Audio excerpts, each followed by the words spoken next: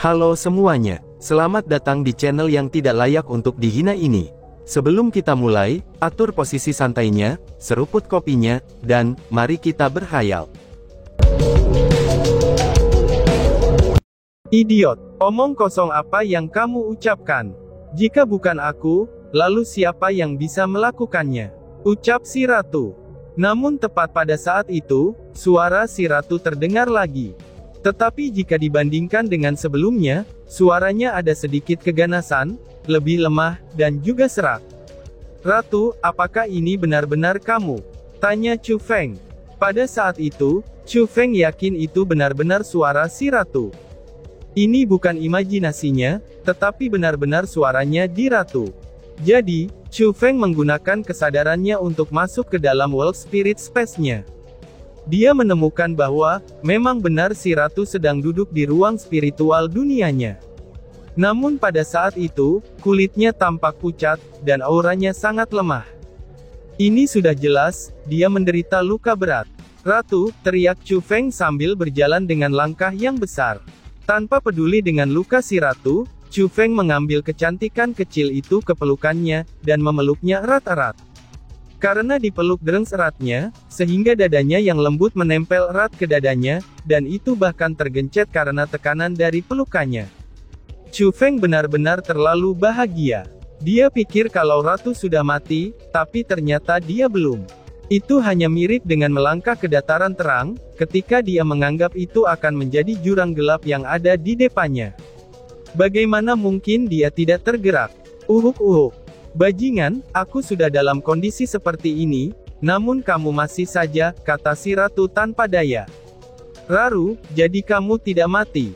Tapi mengapa aku tidak bisa merasakan hubungan kita? Chu Feng bertanya dengan bingung saat dia melepaskan si ratu. Itu karena aku menggunakan teknik khusus, untuk memutuskan koneksi dengan sengaja. Ketika luka aku sembuh, maka koneksinya akan pulih juga. Jadi kamu tidak perlu khawatir. Jawab si ratu sambil tersenyum manis. Keanggunannya masih seperti biasa, dan dia agak menyihir. Diputus dengan sengaja, mengapa kamu melakukan itu? Tanya Chu Feng. Chu Feng merasa sangat bingung, karena dari apa yang dilihatnya, si ratu tampaknya telah membayar cukup mahal untuk melakukan hal seperti itu. Dan sekarang, ia tampaknya telah kehilangan kemampuan untuk bertarung. Itu karena, aku ingin membuatmu gelisah.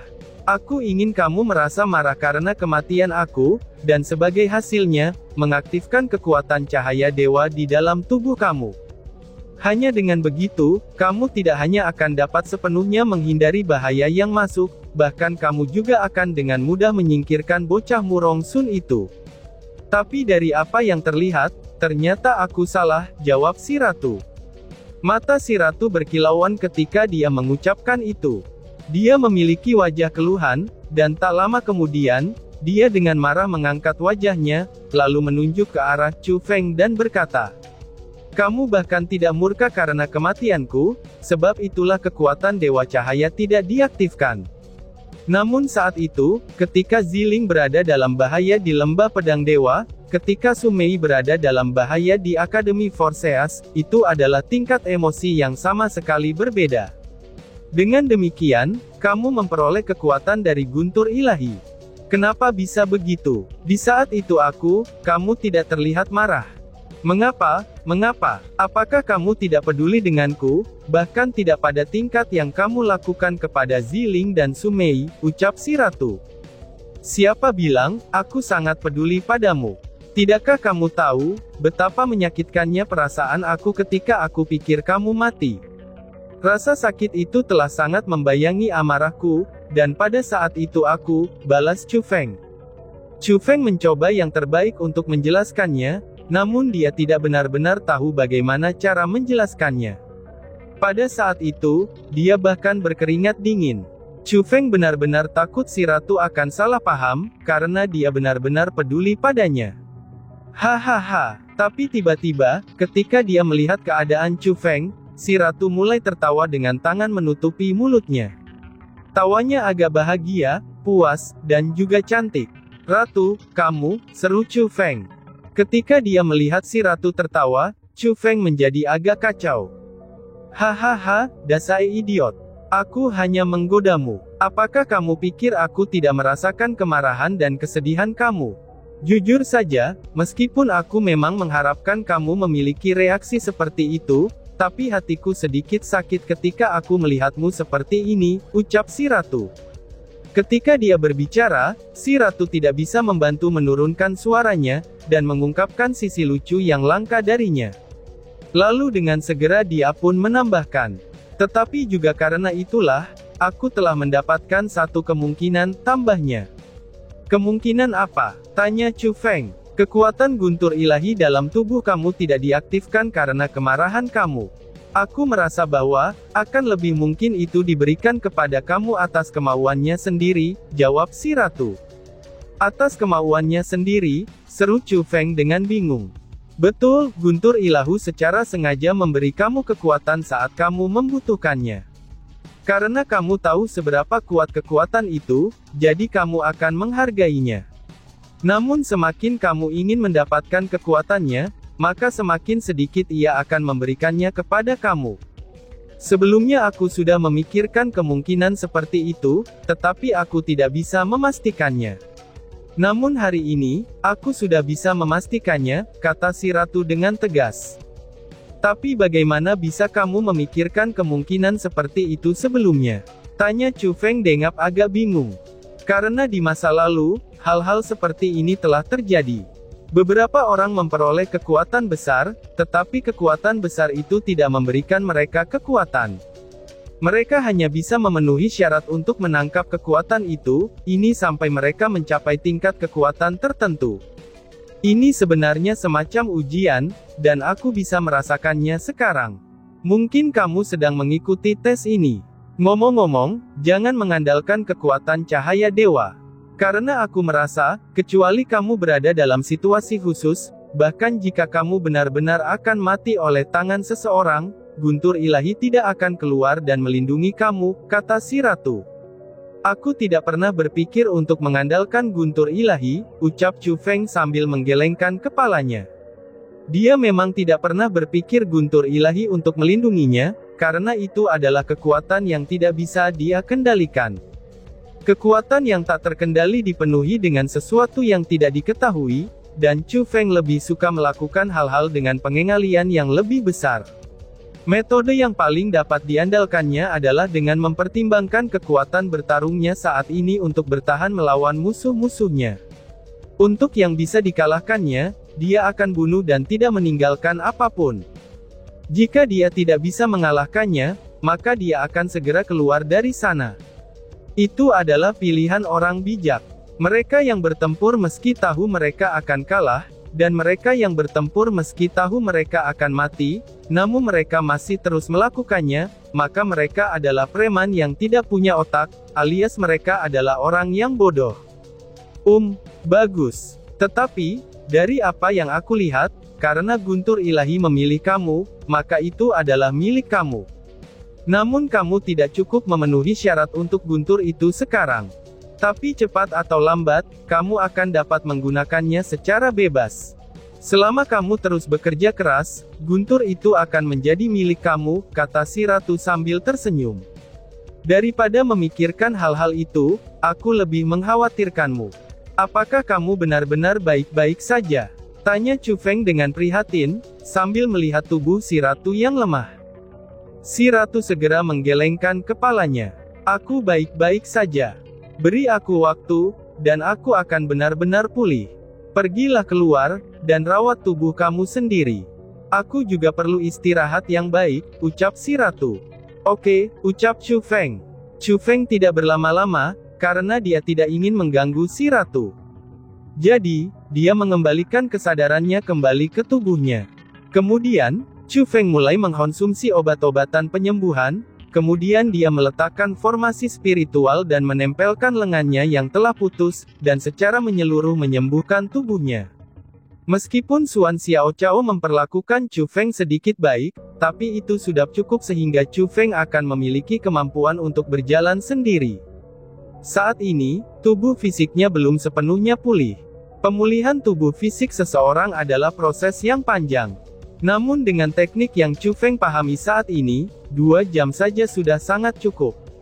Setelah 2 jam, lengan Chu Feng yang terputus telah diperbaiki. Dan bahkan tidak ada yang berbeda dari bagaimana awalnya. Bahkan luka tusukan di tubuhnya benar-benar sembuh, dan juga tidak ada bekas luka yang tertinggal. Aura ini adalah aura orang-orang dari Kepulauan Eksekusi Immortal, gumam Chu Feng. Namun, tak lama setelah tubuh Chu Feng diperbaiki, dia tidak bisa membantu mengerutkan alisnya dengan erat. Tatapannya dilemparkan ke cakrawala yang jauh. Dengan kekuatan spiritualnya yang tajam, dia merasakan beberapa aura kuat datang dalam bentuk kelompok. Mereka dengan cepat mendekati ke arahnya. Tetapi pada saat itu, seperti sebelumnya, Chu Feng telah meletakkan formasi spiritual penyembunyian, dan dia berada di dalamnya. Jangankan orang normal untuk mendeteksinya, bahkan jika orang berada tepat di depannya dari luar formasi spiritual, mereka tidak akan pernah bisa melihatnya. Namun target kelompok orang itu sangat jelas dengan lokasinya saat ini. Mereka jelas-jelas datang untuk menangkap Chu Feng. Apa yang terjadi? Apakah formasi spiritual penyembunyian aku kehilangan efeknya? Pikir Chu Feng. Chu Feng benar-benar bingung ketika dia merasakan aura yang kuat, dan dia merasa sangat gelisah juga. Orang-orang yang berlari itu, mereka dengan sangat cepat telah mendekat. Tiba-tiba saja dia melempar pandangan ganasnya di kejauhan, dan kemudian bergumam. 2 orang peringkat 6 dewa bela diri 2 orang. 6 orang peringkat 5 dewa bela diri. 12 orang peringkat 4 martial lord. 20 orang dewa bela diri di bawah peringkat 4. Sialan, mereka benar-benar dari Kepulauan Eksekusi Immortal. Bagaimana mungkin mereka bisa menemukan aku? Chu Feng hanya bisa mengutuk si dalam hatinya. Kemudian dia naik ke udara, dan menggunakan keterampilan rahasia tertinggi, yaitu teknik Dashing Azure Dragon untuk melarikan diri. Bang! Gemuruh-gemuruh. Seperti yang diharapkan, tak lama setelah Chu Feng melarikan diri, sebuah kapal perang emas muncul di cakrawala yang jauh. Kapal perang itu tidak terlalu besar, tetapi bentuknya sangat sombong. Apalagi kecepatan terbangnya, itu benar-benar sangatlah cepat. Di atasnya sudah berdiri 40 martial lord. Pada saat itu, mereka menyalurkan kekuatan penuh mereka ke kapal perang tersebut, dan menyebabkannya memiliki kecepatan yang luar biasa. Kapal perang itu terbang melewati daerah tempat Chu Feng beristirahat sebelumnya, dan bahkan tidak berhenti. Mereka langsung mengejar Chu Feng, dan terbang langsung ke arahnya. Targetnya sudah sangat jelas, yaitu Chu Feng. Sialan, aku telah menyembunyikan aura aku, tetapi mengapa aku tidak bisa mengelabui mereka? Pikir Chu Feng dengan sedikit panik. Berbicara dengan wajar, bahkan jika mereka memiliki peringkat 6 martial lord, dengan kekuatan Chu Feng dan menggunakannya untuk teknik Dashing Azure Dragon, mereka seharusnya tidak dapat mengejar Chu Feng. Namun upayanya ini sangatlah sia-sia, dan kecepatan kapal perang itu juga terlalu aneh. Itu sebenarnya tidak sedikit pun lebih lambat dari teknik Azure Dragon Dashing-nya, dan orang bahkan bisa mengatakan itu jauh lebih cepat. Jika itu terus berlanjut, Chu Feng akan ditangkap cepat atau lambat. Idiot, mereka pasti sudah meninggalkan jejak di tubuh kamu. Karena jika tidak, bahkan sampah seperti mereka tidak akan dapat menemukan posisi kamu. Tepat pada saat itu, suara si ratu tiba-tiba terdengar. Jejak, gumam Chu Feng dengan agak bingung, dan dia juga tidak benar-benar percaya jejak formasi spiritual tertinggal di tubuhnya. Meskipun demikian, dia masih menggunakan kekuatan spiritualnya untuk melihat ke seluruh tubuhnya. Barulah kemudian dia menemukan bahwa di bawah kakinya, memang ada benda yang sulit dideteksi. Itu dibuat oleh formasi spiritual berwarna emas, dan itu bukanlah bagian dari Chu Feng. Selain itu adalah hal yang sangat aneh, dan seolah-olah itu hidup. Dalam sekejap ia ditangkap oleh deteksi Chu Feng. Seperti ikan kecil yang gesit, ia mulai membuat terobosan untuk terus merekat di dalam tubuh Chu Feng, dan seolah takut ia akan memaksanya keluar. Itu benar-benar jejak spiritual, dan juga cukup berlevel tinggi. Aku bahkan tidak bisa mendeteksi itu. Kapan jejak itu diletakkan pada aku, dan siapa yang melakukannya? Chu Feng pun mulai berpikir. Itu pasti Murong Sun. Aku curiga dia meninggalkannya ketika dia menghancurkan kaki kamu. Orang itu benar-benar tidak sederhana. Aku kira dia hanya ingin menyiksa kamu, tetapi aku tidak mengira kalau dia akan secara tersembunyi meninggalkan jejak di tubuh kamu, ucap si ratu yang membuat dugaan. Kamu benar, Murong Sun. Itu pasti dia. Aku tidak berharap teknik formasi spiritualnya agak terampil.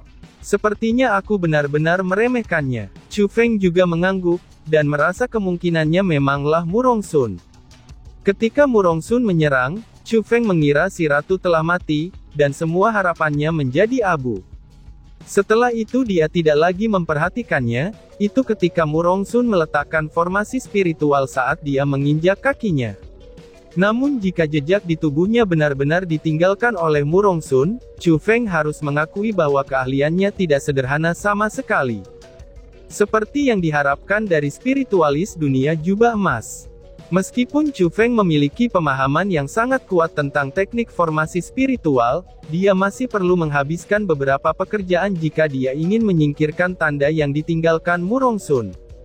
Setidaknya untuk saat ini, dia tidak punya waktu untuk melakukan itu. Sial, mereka mengirim sekelompok orang lain.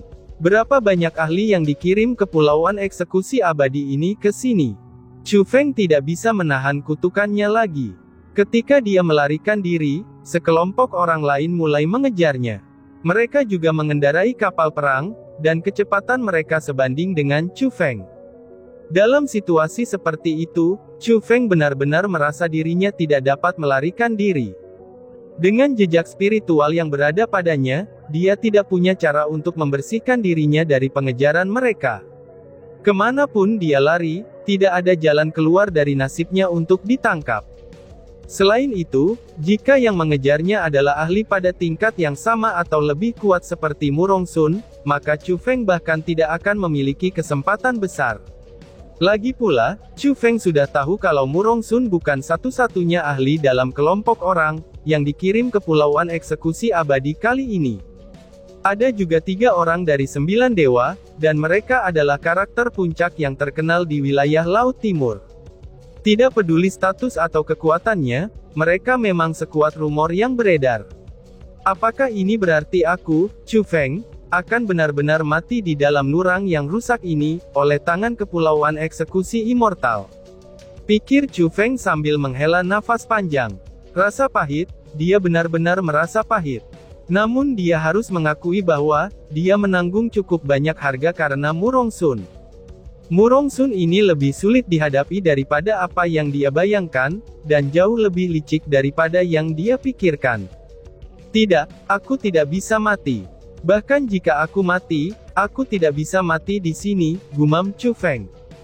Tapi Chu Feng tidak mau menyerah. Di saat dia kekurangan ide, dia segera memikirkan sebuah ide.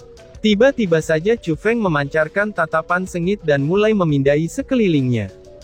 Chu Feng ingin menggunakan kekuatan mata surgawi untuk mencari peluang. Meskipun harapan seperti itu sangat kecil, itu adalah satu-satunya pilihan Chu Feng saat ini. Karena saat ini dia tidak ingin mati, dan dia juga tidak bisa mati. Saat dia melakukannya, jumlah orang yang mengejar Chu Feng telah bertambah, dan mereka hampir berjumlah 100 dewa perang. Dalam waktu sesingkat itu, ada sejumlah orang yang mengejarnya dari segala arah. Itu memungkinkan Chu Feng menebak-nebak kekuatan pertempuran macam apa, dan juga jumlah personil yang dikirim ke Pulauan Eksekusi Immortal selama waktu ini. Itu, seru Chu Feng. Namun untungnya, mungkin para dewa tidak mengecewakan mereka yang bertahan. Ketika Chu Feng hampir putus asa, ia menemukan formasi spiritual di dalam pegunungan luas yang membentang di awan yang jauh di depannya. Itu adalah formasi yang tersembunyi dengan baik, dan itu adalah formasi spiritual penyembunyian. Selain itu, Chu Feng bisa tahu kalau itu diletakkan oleh spiritualis dunia jubah emas. Jika menggunakan logika, jangankan Chu Feng, bahkan spiritualis dunia dengan jubah emas sekalipun tidak dapat menemukan formasi itu, karena orang yang meletakkannya sangatlah terampil. Tetapi dengan mata surgawinya, Chu Feng melihat perbatasannya.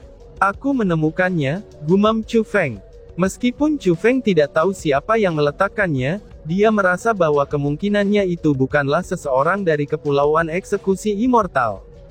Setelah semua, jejak di tubuhnya adalah jejak yang dicari. Dalam jarak tertentu, orang-orang dari Kepulauan Eksekusi Immortal bisa mendeteksinya, dan dengan demikian mereka bisa mengejarnya. Jika ada orang-orang dari Kepulauan Eksekusi Immortal di dalam pegunungan yang jauh, mereka seharusnya sudah muncul, dan tidak hanya duduk di sana tanpa melakukan apa-apa. Dan kenyataannya telah membuktikan, bahwa dugaan Chu Feng sangatlah benar. Saat Chu Feng mendekat, dia bisa menggunakan mata surgawi untuk melihat melalui formasi spiritual beserta isinya. Di dalamnya benar-benar ada sekelompok orang. Jumlahnya tidak besar, tetapi masih ada lebih dari 100. Mereka semua mengenakan jubah berwarna hitam, dan juga menutupi wajah mereka dengan erat. Namun yang terpenting adalah, kekuatan mereka sangatlah kuat. Tidak hanya mereka semua di ranah Dewa Bela Diri, bahkan ada ahli di puncak ranah Dewa Bela Diri, dan kemungkinannya ada 10 di antaranya. Dengan mata surgawi untuk melalui jubah berwarna hitam, Chu Feng dapat melihat simbol tercetak di punggung mereka. Itu adalah bulan hitam yang tidak lengkap, dan juga terlihat aneh dan sombong. Dan tiba-tiba saja bersambung. Sekian dan terima kasih banyak. Bye-bye.